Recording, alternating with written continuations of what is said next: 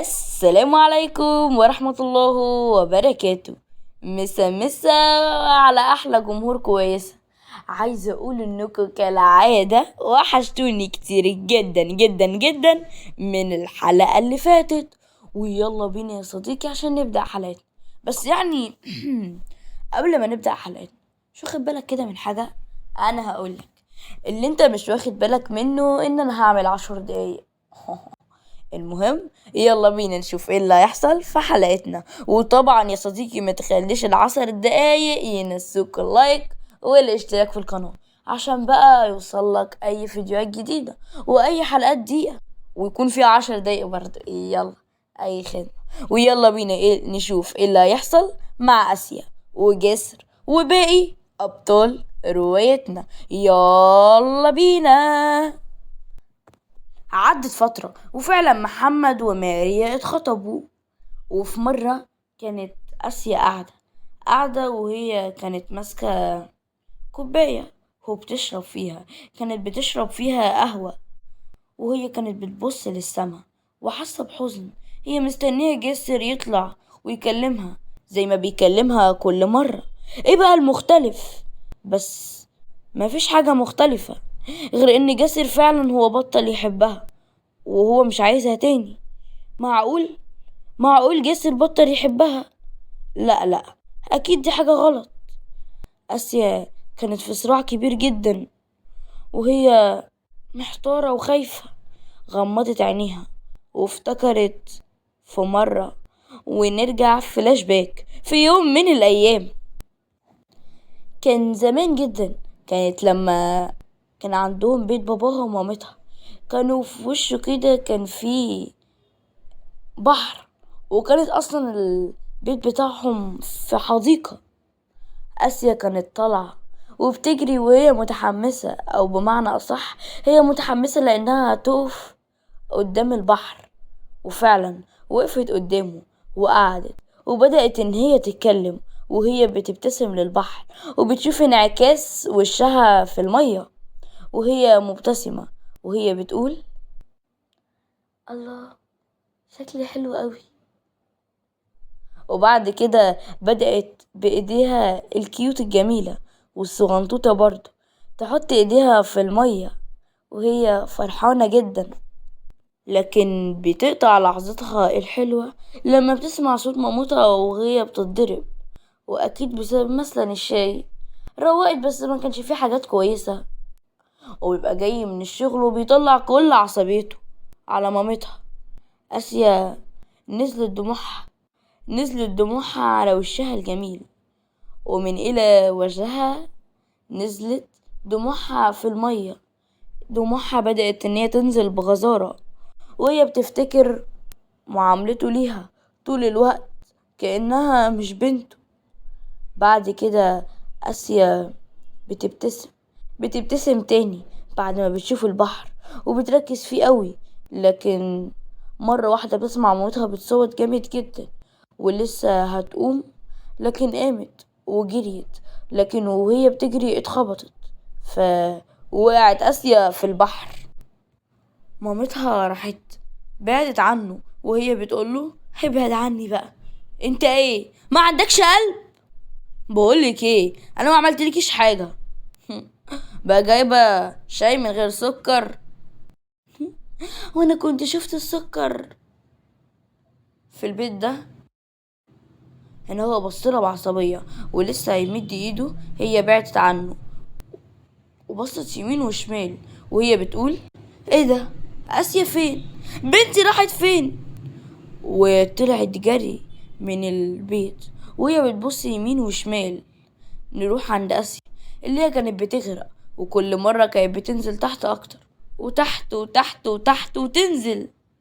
مامتها كانت بتدور عليها وبتلف يمين وشمال لحد ما وهي بتدور لقت انعكاسها، فبصت شوية وبعد كده مشيت تاني عشان بنتها. لكن مشيت خطوتين والتفتت لما سمعت صوت. هنا الأم ابتسمت وجريت بسرعة، لقيت إن بنتها بتنزل تحت خالص. الأم ما حستش بنفسها غير وهي بتعيط، لكن بسرعة نزلت في المية وفي البحر، هي كمان الأم. آسيا رجعت تاني من اللي هي كانت بتفكر فيه، وبتنزل دمع على خدها، لكن بتقطع سكوتها وشغفها حتى دمعتها وعياطها رنت الموبايل. آسيا بتستغرب مين هيرن عليها في الوقت ده. بعد كده فتحت الموبايل وكلمت، واكتشفت ان هي ماريا، والواضح ان ماريا كانت عاملة مكالمة جماعية. الو، ازيكم يا بنات، عاملين ايه؟ الحمد لله. احنا ردت آسيا وهي بتمسح دموعها. كويسين الحمد لله. يا رب دايما والله يا بنات. هنا أسير راحت قالت ياه اخيرا عبرتينا، ده انا قلت يا بنت مش هتسألي عليا. لا عيب عليكي، اسأل عليكي طبعا، مش عشان يعني ارتبطت برضو، مش هننسى بعضينا الله. ايوه صح صح.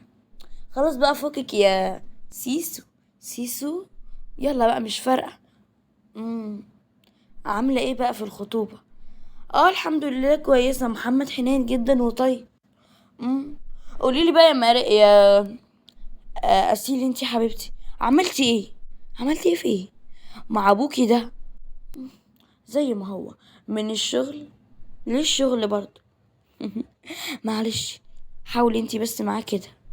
لا بصراحة ما انتي اللي غلطانة، ما انتي لو كنتي بتقلعيله وتلبسيله ايه انتي بتقولي انتي اتجننتي، ده بابا. اه صح. معلش بقى نسيت. مش لسه برضو بدري على المشاكل الزوجية دي يا ستي؟ بدري مش بدري مش فارقة. اما قولي يا اسيا، مالك كده؟ انا لا ماليش، ما تكلمتيش يعني. لا ما لسه المكالمة بادئة يعني، اهو معاكوا يعني بسمعكوا. لا في حاجة يا اسيا؟